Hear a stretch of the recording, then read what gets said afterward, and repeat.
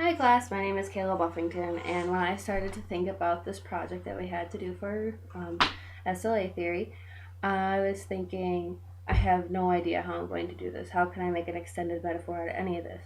I started to think about current events going on in my life, and it's New Year 2013, and many people make a New Year's resolution, including me. I'm trying to stick to it this year, and that is to lose weight and be a healthier person. So I found actually quite a few ways in order to apply this to theory. So the first one I'm going to start with, I made a board of all my ideas, is motivation. And I have a shoe on here and a heart, and I'm going to explain why. Started with extrinsic motivation, where there is a reward at the end of the activity that you do. And it takes 3 weeks to make a habit when it comes to working out. And at the end of 3 weeks, I told myself I can go buy a new pair of shoes. So if there are going to be days that I don't want to do it, I just have to think about the shoes and I know that I'm going to get them. The other part, intrinsic motivation, is that there isn't a reward at the end of the activity, just the reward is doing the activity itself. So I know that when I run, it's just going to be good for me to do it. It's going to be good for my body, it's going to be good for my mind.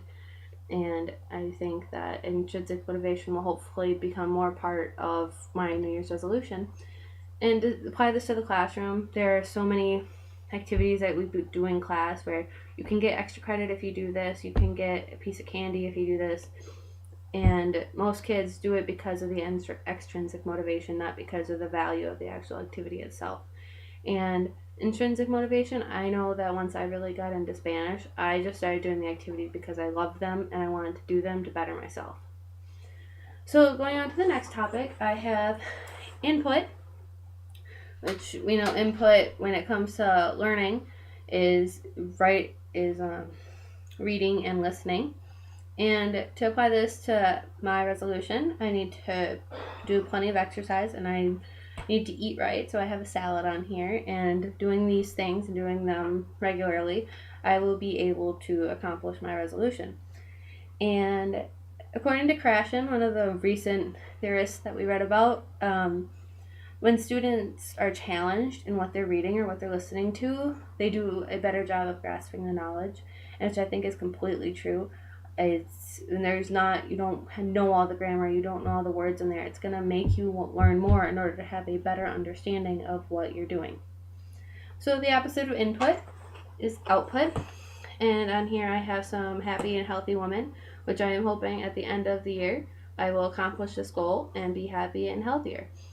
And for output, there's writing and speaking when it comes to the classroom, and most of the time we see the output on test results. For the most part, there aren't too many activities where teachers can always see that their student is properly outputting this information. So moving on from output, I have the effective hypothesis from Krashen, and so this is basically that there isn't any anxiety in the learning environment. The student is calm, cool, and collected, which I think is great because I know that if I have a test coming up later in the day or I just have personal life issues, that I won't be able to focus on what I'm learning. And I think that in order for me to have a proper workout, I need to be in the right state of mind. If I am stressed out about classes or anything, I'm not going to want to do the workout. I'm going to want to focus on what I have going on in my life. So I think the effective hypothesis is going to work great in the classroom setting. And moving on from that, I have interaction. I have a group of women down here running a 5K, that's what I'm assuming, or bigger than that. And I used to take a spin class last year, and I loved it. I met new people, I learned new things, and I had a great time. And I think that interaction when it comes to learning in the classroom is great. Whether it's you're speaking to another person who's learning the same language, or you have an opportunity to speak to a native speaker, it's a great opportunity to create meaningful communication, and you'll do a better job in your learning. And according to Vygotsky, this is interaction theory, and I think that it needs to be placed in all classrooms. Moving on, I have the instructor, and on my board I have Jillian Michaels, as many of you know, who is an intense personal trainer, and I think she would be great. She would kick my butt into shape right away. So I think that some qualities that teachers need to have, they need to be good at what they do. So I want to make sure that the teacher knows the language. And they also need to be genuine. When a teacher can get down to my level and be empathetic with me, I know that they want to know more about me, or they want to learn my learning style so that they can help me with what I'm having problems with.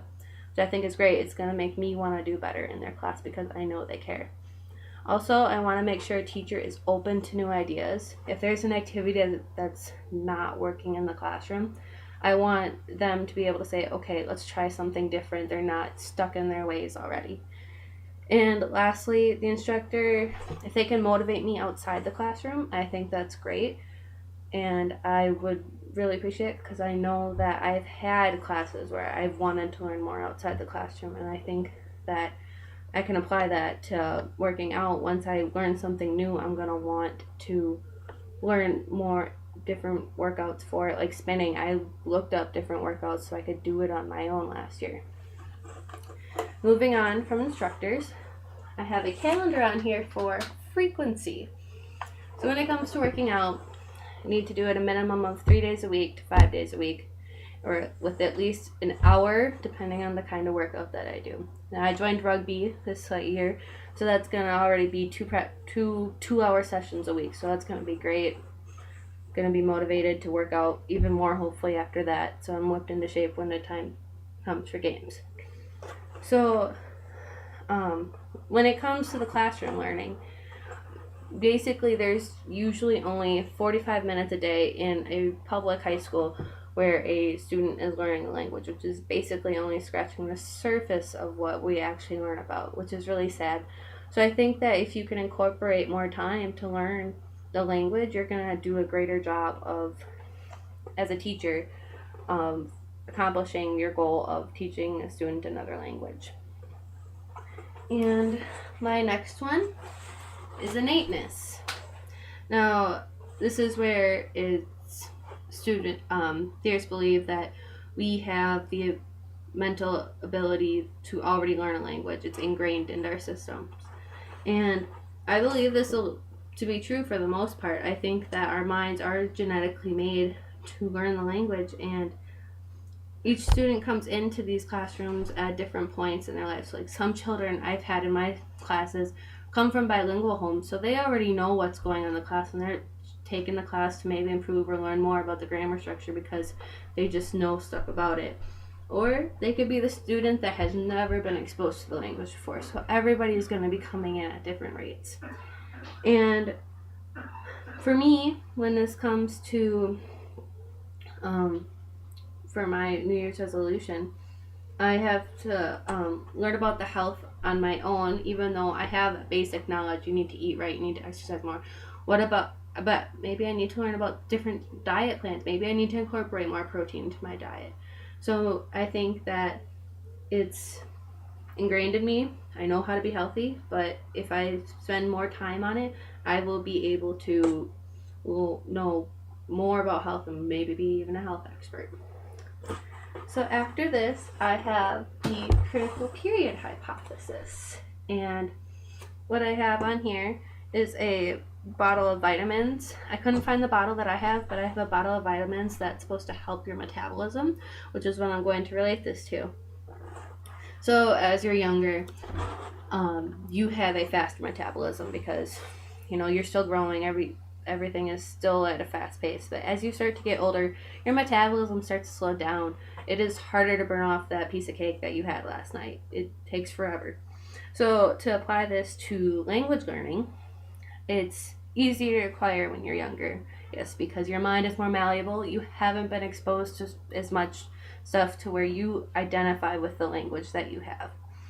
And as you get to be an adult, it's harder to learn. Once you reach that puberty stage, you're not going to be able to learn about everything that you could have learned when you're younger. It's not going to stick with you as easily. You're going to have to do more activities, maybe make more flashcards because it's so much harder to learn. And lastly, I have strategies, and I'm going to stick this with fossilization and stabilization too. And to start with, I'm going to start with the fossilization part.